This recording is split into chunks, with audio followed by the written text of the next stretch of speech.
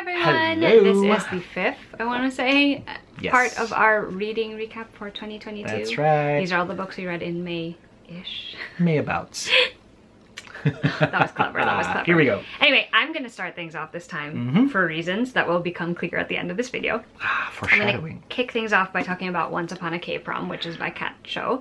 This Cute. is her contemporary debut, I want to say, because her other books were fantasy. Oh, okay, cool. And this one is about this is exactly the thing Tina Alexa would have loved. So it's basically about Elena, and she kind of feels very overshadowed in her own life and doesn't really know what she wants. But there's one thing that she's pretty sure of, and that she doesn't really care to go to prom. However, when her childhood best friend Robbie, who is now a famous K-pop star, shows up to fulfill a promise they made like years ago that they would go to prom together, that kind of gets, her feelings kind of get tested there. I said it earlier, but Tina Alexa would have been all over this story. It's literally one, a main character who's trying to figure themselves out, and also their romantic relationship out, a pop music aspect where like there is a boy band main character. Oh yeah. And obviously a budding romance between childhood friends. Like, Tina let's Alexa. be real. Like, Tina Alexa in particular would have loved this. Grown-up Alexa loves this. I mean, yes, but like certain other tropes have now superseded this, you know what I mean? Yes, So, they have.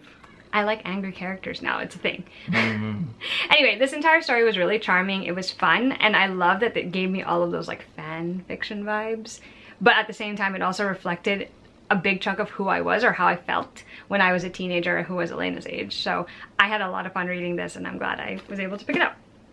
Then I read a book that I feel like a lot of people have been talking about, and that is The Maid by Nita Prose. This one is about a maid named Molly Gray who works at a hotel, and one day she discovers a dead body, calls it in, and now she's a suspect in this person's murder. I am glad I got a chance to read this book. I honestly don't think I loved it as much as other people did, though I did think that the main character Molly was charming and lovely. She has her own way of viewing the world and understanding it and the people around her, and I think that made her a unique narrator or perspective to follow for this mystery. It kind of is not, if you're looking for like a mystery, I don't think this is the book that you would want to pick up, because as the story unfolds you kind of guess sort of what ties to the mystery and like the solution to it. I was interested in seeing the story through all the way to the end, which I think is a hallmark in its favor, and I can see why a lot of people enjoyed it. While it's not necessarily one that's going to stay with me forever, it was entertaining at the time. And then I read A Trial of Sorcerers, which is by Elise Kova, and that is the first book in a fantasy series starter as well. It's about a main character named Ira, I'm not sure how to pronounce it. She is a water runner, so she manipulates water, that's her magic. Again, she's another character who lives kind of in the shadows of her older brother, of her reputation. When a chance comes for her to become part of a team, a delegation that's going to be sent to another country that she's super fascinated with, all she has to do is win a tournament. She obviously is like, I'm gonna compete in this tournament, even though it's against the advice of everybody else in her life. This was such a fun book to read. I love elemental magic and I love tournaments, and to have both of those things in this story is obviously why it was a win for me. And Elise Kova's writing is also super readable. Like, it's so easy to fly through her books, and she did a great job introducing this world and these characters and this lore. I'm really looking forward to reading all of the rest of the books in this series. We'll talk about one of those in a future video. But I will say, for other people who are interested in this, joke's on me, because I did not realize that this series was actually connected to the Air Awakened series. So I mildly spoiled myself for the ending of that series, which I have not finished yet. Like, I started it, I haven't finished it. I mildly spoiled myself, and I only realized it like halfway through the book, and I was like, oh. It didn't take away my enjoyment, obviously, but it was just funny for me to realize like halfway through I'm like, oh, probably should have read the other book first and finished that series. Well, too late now though. Here we are. I actually spoiled myself for two series. Air Awakens, and then the spin-off series to that, Vortex Visions, I think, or something like that. So yeah, that was not my best plannings, I guess. I also read The Maidens by Alex Michaelides. Another book that I don't think I would have necessarily picked up on my own either. It's about a woman named Mariana. She ends up going to visit her niece at university when her niece's friend, I want to say, is murdered. And so she becomes fixated on this professor who has a group of young women around him he calls the Maidens. And it's kind of a mystery from there. Like, Mariana's trying to pinpoint, or like, him as the murderer, or how he's involved in it. And it kind of unravels from there. I think this book is very vibey. That is like the one thing I will say about it. Like it does give you the vibes of academia and dark academia because it's set in Cambridge. Greek tragedy is woven into the story. And there was definitely a lot of like the typical hallmarks of, for me anyway, like a dark academia with mystery in it, because there's like unease, there's this feeling of like you're suspicious of everyone, but you're also empathetic to everyone at different parts of the narrative. But I do feel like overall it was just okay, because the story would like, it would suddenly have this compelling turn every so often, and then for the rest of it was like lol lol lol lol lol. I also found the way that the plot unfolded by the end isn't entirely my particular brand of like this story, and I do think the ending's very abrupt, but I mean I don't regret reading it because I was really curious about it, but at the same time I was like, it was fine, not necessarily for me. I can see why other people might enjoy it more than I did, so again, another book where I'm like, definitely check the content warnings, because this one has a lot of like stuff where I'm like, ooh, that's dark. There. I reread The Lion, the Witch, and the Wardrobe by C.S. Lewis. This was for our classic family book club. Classic. I read this as a kid. It's basically about the four Pevensie siblings. They stumble through an old wardrobe into the land of Narnia, and they work together with some individuals there to take down the tyrant that is ruling over everything. I read this multiple times as a child and a teen, and I really loved it. And for me right now, the charm in it is definitely very much rooted in my nostalgia for it. I also do think like it's a solid story, but because it's an older story, it tends to not be as expansive as other fantasy stories I've read. It is still fun to read though, like to revisit and be like, oh yeah, I totally remember what happens next. There were a lot of elements that I had forgotten because it had been years since I'd read that book. And I was reading it and I'm like, oh right, there's the beavers. I forgot about the beavers. Like, Mr. and Mrs. Beaver? Yeah, I totally slipped my mind. I don't know why. Didn't they like grant Mr. Tumnus some kind of like that they helped them at some point. Yeah, you know. They basically escaped to the beavers at some point. Yeah. And I had 100% forgotten that existed. But yeah, it was fun. I actually listened to the audiobook, so it was also interesting because I got to hear it narrated to me, which I think is always an interesting experience, especially for rereads. Sure. Then I read I Guess I Live Here Now by Claire Ann. This is about Melody, and she, even though she's always been interested in learning more about her Korean heritage, she doesn't quite count on the fact that one day her mom's like, hey, we're gonna be moving back to Korea. And this is in the middle of her like senior year, and like she's well established with her friends and her like situation in New York. So she kind of has her whole life uprooted without warning. And so she kind of has to deal with the fallout from that. I loved the Seoul setting. It made me want to visit Korea even more. And honestly, the mentions of the different things she gets to see and eat and experience really are things that I would now like to eat and read and experience. The thing I related to most actually is that how Melody is really struggling with her identity as someone who grew up somewhere for so long and is suddenly uprooted to a place that has familiar things, but isn't necessarily familiar to her. I think that just threw me back all the way to my childhood when the same thing happened to me, and in many ways, like, our stories are very different, obviously, because they're set in different places. She has a different family situation, but there was a sort of thread, emotional thread that she was pulling at that I also felt very strongly when I read this. Didn't necessarily love everything about it, but I do think it's a very solid YA contemporary book, so I would also recommend checking it out if you feel like it. Okay, ooh, we're good. I've read so many books in May. I read a lot of books in May, apparently. Isn't that great? Yeah, and then it dies in June, but you know, that's life. Throwback, so for the Paranormal Book Club, this time we read Wicked Lovely by Melissa Marr. This is also an older YA book. It's about a, I don't know how to say this name. I don't know if it's Ashlyn? Ashlyn, okay. Ashlyn has the sight, and so can see fairies, but she and her family sort of have rules about that. Like, you don't engage, you don't let them know you can see them. Except that the Summer King has decided that she's his fated bride, and so he keeps trying to get her attention. Yeah, it kind of spirals from there. Not a new favorite, but I was surprised by this book because even though I didn't particularly care very much about the characters or relationships, I actually thought the fairy lore was really interesting in it. The plot also ended up eventually reeling me in. The beginning's a bit slow, and it's very typical of like older YA fantasy where it's like, there's this mysterious, hot, immortal guy who's trying to get the attention of this mortal girl. A mysterious, hot, immortal guy trying to but when it picks up, and then when everything starts, like all these other elements start kicking in, it's like, oh, this is interesting. Like, I want to see where it goes. And then the ending happens, and you're like, oh, yeah. Okay. So it's another one where I'm tentatively considering reading the rest of it, just because I'm like curious now, because the ending was not what I thought it was going to be. Like, it went in a direction that I did not think it was going to go.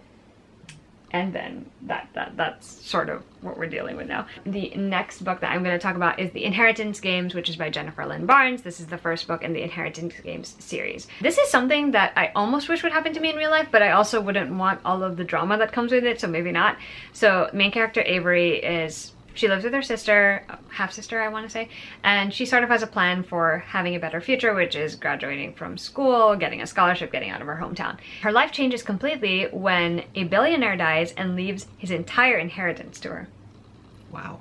He basically ices out his actual family and leaves it all to her. Wow. And so her life is completely changed. Sure. But obviously there is a lot of conflict and secrets that come with that, and family drama I mean, also sure, ensues. right? I mean, people lose out.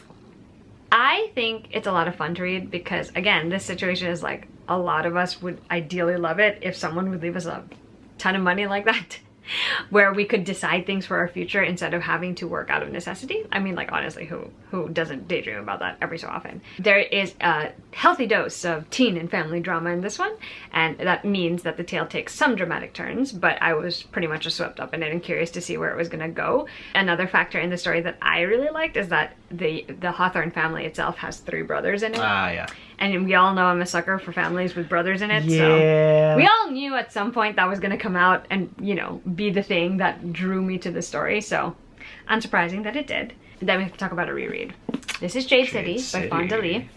I actually listened to the audiobook for the reread. I wanted to revisit this because I wanted to continue the rest of the series. I still haven't, and it's been like 3 months, but it will get there. We'll get there eventually. Anyway, Jade City is an urban fantasy. In this book, Jade is a magic enhancing, I guess, device, or it has magical properties, and only certain people are capable of wielding Jade without it overpowering them or overtaking them. And in this book, in this society, there are a number of families that hold monopolies in different areas, including Jade, and one such family is the Call family. However, they are starting to see some tension with some other clans, and things kind of go from there. This is one of those books where, like, on the surface, it actually doesn't sound like something I would read. The Jade magic is certainly something I find fascinating and different, but honestly, rereading it and knowing, like, going into it, it's more about like gang rivalries, clan rivalries, laced in with some political intrigue and some magic, and has some martial arts and fighting. I enjoyed it way more the second time around. I think it also helped that the audiobook is narrated so well. It really feels like you're on the edge of your seat when you're experiencing all of the events that occur in just this one book in the series. Like, I'm like, if all of those things could happen in just one book in the series, I'm almost terrified to find out what would happen in book 2 and book 3, because so much is packed into these pages, and it's not even as long as some of the other fantasy books I've read. So yeah, definitely enjoyed revisiting Jade City. We'll probably suffer when I revisit the rest of it, but you know, we're ready for that. Next is Love and Focus. It's a manga. This was one of the first manga I read this year. This one is by Yoko Nagiri. This is only a 3-volume manga. It's pretty short. It centers around a main character named Mako, who is very passionate about photography. And so she loses someone close to her at the beginning of the story, or prior to the start of the story. And then she ends up, you know, completely upending her life and moving to go to a different school in a different district. And so she moved into a boarding house, and then she ends up sort of in a complicated, not really complicated, but complicated situation with her best friend, Kay, and this other dude that lives in the boarding house also. I really enjoyed the photography aspect of this. I think that's what made it special in the end. And it's also just like one of those manga series where it feels very slice of life. It's really about the characters and how much you like the characters and want to see good things for these characters. And sometimes that's all you need. I love that it's a completed trilogy, because then I did not have to wait to find out what happens next and how it all ends. That's not fun, is it? So yeah, I enjoyed this tremendously, and I'm glad my friend Rachel from Hello Charlie recommended it. Now, before I turn things over to Maki, I will talk about one last thing, and that is another book in a series. This is the beginning of the section of like books that we need to speak about, okay? This is the 3rd book in An Heir Comes to Rise. It's called A Throne from the Ashes. The series is by Chloe C. Peñaranda. Can't really get into the plot because it would spoil it for anyone else, but yeah, my gosh. So I said that the 2nd book really escalated things from the 1st book, and I enjoyed that. This book escalated it again, and I was like very impressed, because I'm like, I did not know she was gonna go in that direction, but at the same time, it doesn't feel disingenuous to the story. I feel like this installment was like running a marathon, but in an emotional sense. Because like I had all of these feelings. Like I was like, there was a part of it where I was like lulled into a false sense of ease And there were parts that made me really happy, and you know, there were also parts that put me in the depths of despair and also gave me very stressful moments. And I was sort of torn between the desire to like keep going really, really fast to see how it would all play out, but also to like go slowly because I was terrified of how it would play out. Sure. It was like a very complicated reading experience. But all in all, the thing that I think is the best about it is that I had so much fun hanging out with these characters, and I had such a great time just watching this lore continue to expand and this world continue to grow and this story just continue to like expand in a way that I did not anticipate. Like this book got me hyped for the next one too, which is I'm like, yeah, it's a pretty long series, yeah. Yeah, she's planning for it to be a 7-book series in total. The next book comes out in September, which I'm really excited about. But yeah, Thrown from the Ashes by far at the moment is my favorite installment of the series. Though that remains to be seen because I'm currently reading book 4 and dying. So you know, this is my life now. Apparently my life is centered around the series at the moment. So yeah, enough of me gushing about that. You should just read it for yourself because it's great. Anyway, I will turn it over to Matthew briefly before we talk about something else. Just a couple of books that we want to talk about. And you know me, every so often I've got a little middle grade roundup, middle grade book. Well, I was supposed to read the series too, I just haven't yet. Yeah, so we agreed to buddy read the Dragon Realm series Which was by a lie Katie. because I failed. By Katie and Kevin Chang. And these are the books. There's 3 of them. They're so cute. Dragon Mountain, Dragon Legend, and Dragon City. What's interesting to me that it's not even... of course I can't spoil it, but yeah, it's a story about like there's a young boy who basically goes to China to sort of like get in touch with his like with his roots basically, because he's I think he's from Canada or some such. But then he meets a bunch of other kids who are sort of there for the same reason. They're from all over the world, and then they discover exactly how them roots are connected to the whole lore that exists about dragons.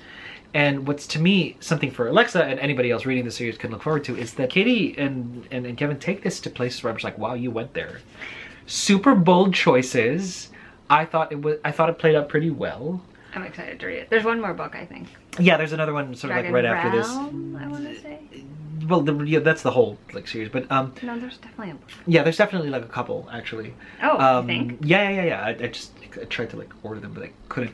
I don't know why. It's a pretty bold take on traditional sort of like storytelling, because you wouldn't associate the tropes and the approach that they used here. So interesting. Yeah, I mean, you'll know when you get there. You'll be like, oh Dragon my god, Rising. There you go. I was like, oh my god, they went here. It's like, yeah, they did.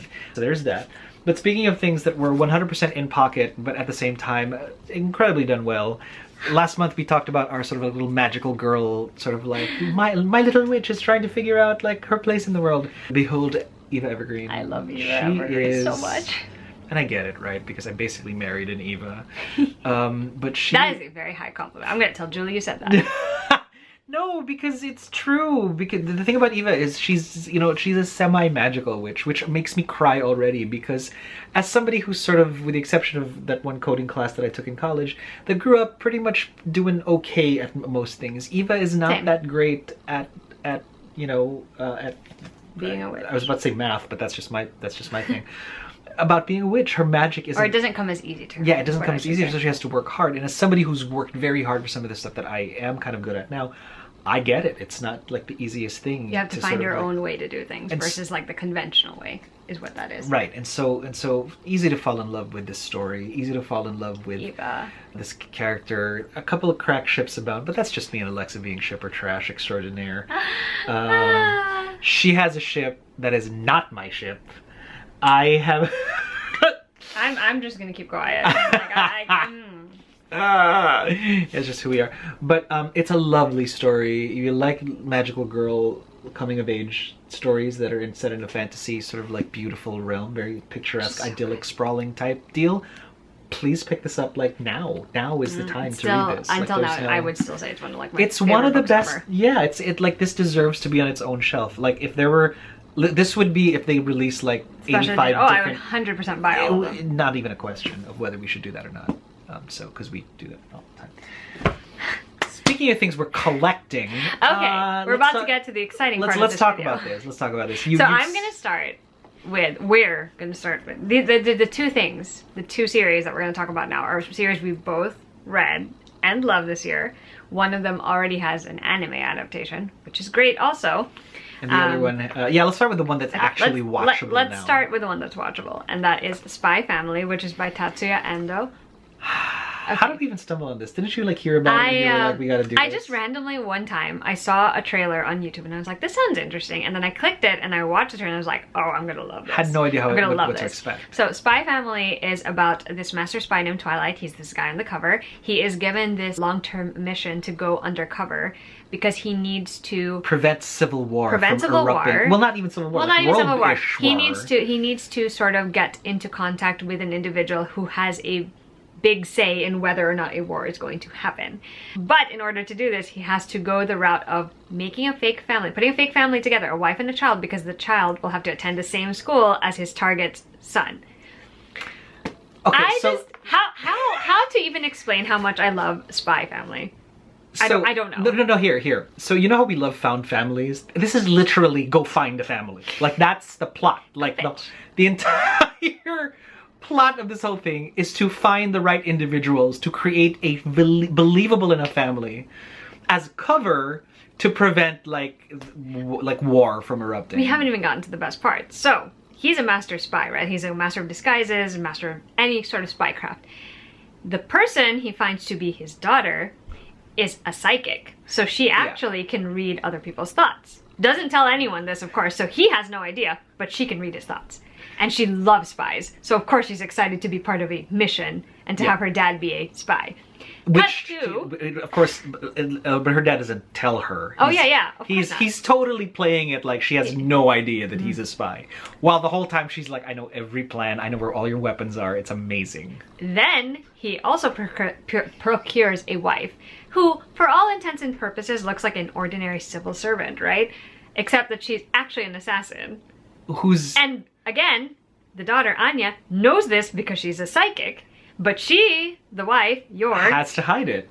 Is hiding it from all of them. So basically, everyone is hiding something from everyone else, except for Anya, who knows everything. Well, no, she's hiding the fact that she's a psychic. Yeah, but she knows their secrets. So technically, she's kind of like the most in the know of the three. Yeah. But she loves being part of the family, so she's not going to do anything wrong. And she thinks it's the coolest thing ever. So to have these bumbling, and I say bumbling because together they bumble.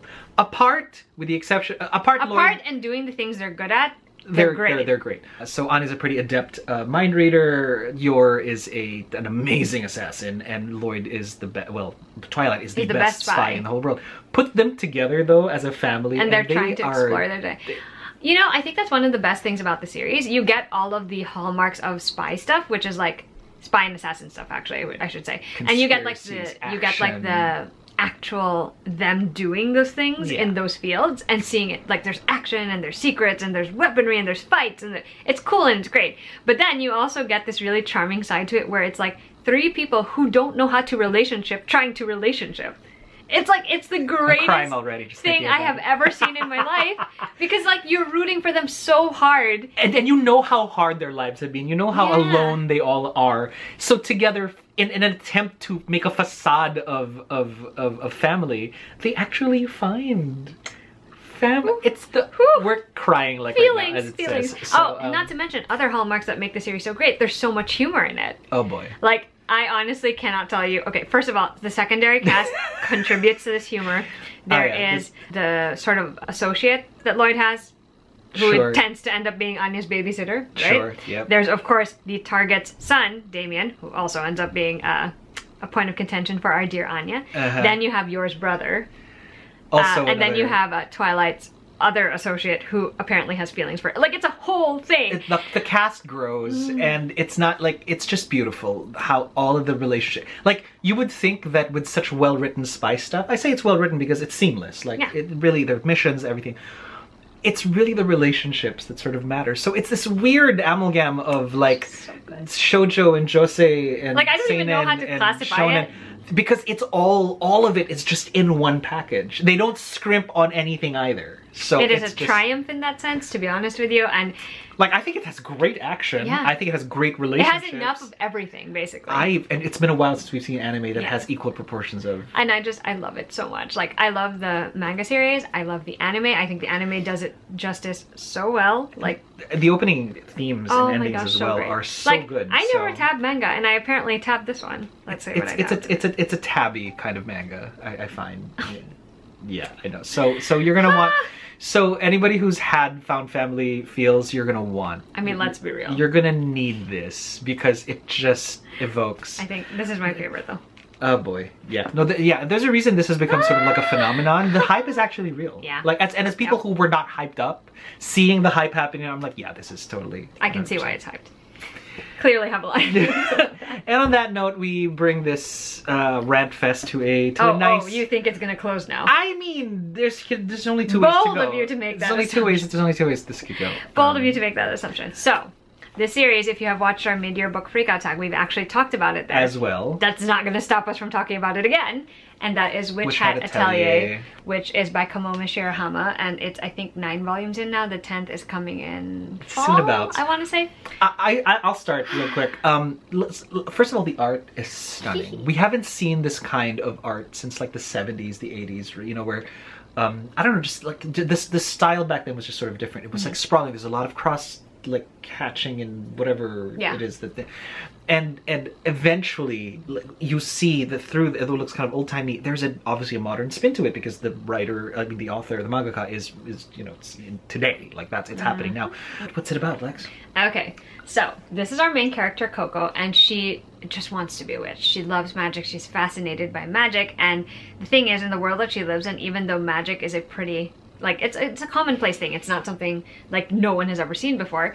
The thing is, magicians are born and not made, and unfortunately Coco is just an ordinary girl. Yeah, she was not born a witch. But just when she's about to give up on her dream, she crosses paths with Quifrey, who is a mysterious traveling magician, and she actually sees him performing magic and realizes, oh, there's actually some other way she could access magic. The real turning point in this first volume is that Coco accidentally tries to perform magic, and it has terrible consequences because her mother and their entire home, I believe, is turned into stone. Yeah. And so she ends up joining Quifrey, going to his atelier where he's got a bunch of apprentices already in order to learn magic and hopefully find a way to undo the spell. Here's the deal with this series, again, right? With the magical girl it stuff. Starts off pretty innocuous with, you know, I mean, it's got all the hallmarks. So stunning art, obviously, was the first thing that jumps out at you. But then when you begin to see the relationships that form as Coco goes through her journey of finding like the right magic to sort of like right the, you know, set the world to rights, and the people that she begins to meet, it's just so ships ahoy. Like that's just what this. There's a whole dry dock of ships that Alexa and I are just trying desperately to like fan sails into the ocean. He's not from wrong. 8 million miles away. We give each other looks and we're like, oh my god, you know, just like crazy, like screaming and yelling. So there's that. But shipper trash stuff aside, it's actually really well written. The lore is so good. The lore is so well written. It's solid. You could like kick it a bunch of times and it's just never gonna fall over. Kick it a bunch of... I mean, you know, because there's some lore. Hey, kicking it would actually mess it up. Well, there's some lore that's flimsy, right? So this one is pretty solid. And then the characters, I think, are very well written because they are accessible enough, I think. So, you know, the little atelier of the tiny little witches finding their way into the world. Then the people that they interact with, there's a simplicity to it that I find. I'm trying to remember all their names right now, and I just remembered, so I'm good. There's a simplicity to an accessibility to these characters that you don't need them to be like super, you know, like complex, but there's enough complexity for you to root for them and care about them. And so when the larger, crazier things happen, when the world begins to sort of expand, you are just sucked in, very black. Like this thing drew us in like a black hole, basically. And it was slow, and then what was that? The Fault in Our Stars, where it was slow and then suddenly all together. Yeah, something like that. And it is beautiful. I mean, how do I even talk about the series? What I like about it too is like it goes from being such a simple sort of small circle story where like you get a very basic plot, you get a very basic character drawn for you at the beginning, but like Maki was saying, it grows, it becomes super expansive, and I love that it feels so natural just to see it go from like the story starts out so simply and like the goal is so simple, but then it expands because the world is complicated and your world is not limited to just what you are going through or what you're experiencing, but in fact is informed by everything else around you and the other people around you. And I think the thing that is the strongest point of the series is that you start with characters where you're like, you kind of get a surface level read on them from the start. Yeah. But as the series progresses, like almost every single character you meet, they end up having a much more rich backstory and something else that they are struggling with. Like Mackie said, like it's so easy to feel for and relate to these characters, but they all have surprisingly relatable things they're struggling with. They have different personal struggles. Some of them are trying to prove themselves to other people. Some of them are just like, I want to do things my way, and that's not the traditional way. Yeah, so that part also just like won me over completely, because I am a sucker for like characters where I'm like, I can see you and I understand you and I relate to you and I want only good things for you. Yeah. There are certain characters that, you know, opposite reaction, like you still want good things for them, but you also want to punch them in the face. I mean, that's just not that classic, we right? approve of violence on this in this channel, but like but some of it is warranted. Yeah, we shouldn't do it, somebody should. And yes, I agree about the magical system, what you were saying. Like I love that it's very solid and that it's so simple. But then that there's also ways that the limitations can be challenged, and that is what causes some of the conflict in this story. It just makes it so interesting. So it's like a combination of everything. You get beautiful magical lore, you get whimsical storytelling, you have trials and tribulations that are both fairy tale-like but also very human, because there are parts where it's like magical quests, and then there are parts where it's like, oh, you have to deal with the court and politics stuff. Like it's just so, I don't know, well constructed. Like it is a world that is well constructed. It feels like it's alive and breathing. It feels like these characters exist in some other realm that we just can't access except through this manga. Like, all in all, there's like, I honestly, I can't tell you anything except that this is one of those series where I'm like, even if it takes ages for like between volumes to get translated, I will still be reading it. Like it's one of those things, I get the next one and I'm like, oh, I have to read it because I have to know. No, yeah, and it's just, it'll stick with you, I guess. It's the kind of story that leaves an impression, and it's the kind of impression that you can't easily be rid of, and would you even want to, because you're enjoying it so much, because they're tied to specific moments. There are moments in so many ways. There are moments thematically, we haven't even gotten to theme. Thematically, this series is also excellent. I'm just gonna point that out. My gosh, and how, see, all of the confluence of all of those things, right? They will create moments where you as the reader as an experience go, okay, I love this forever now. Oh my god, there's one moment in particular I'm thinking of right now. I think the both of us are thinking about that one particular moment. So they went to this, okay, it's the whole thing. It is just, they went to this place and they did this thing and it was great. Yeah, so you know what? If you like magical girls, that's the theme of this particular, so that's May, right? Apparently, it's like magical girl season. All right, well, we'll see you for the June one, and then holler at us, the usual shtick. Yeah, feelings, comments, questions, concerns, you may leave them in the comments section. And yeah, here's to seeing you in June. Yeah. Bye. Bye.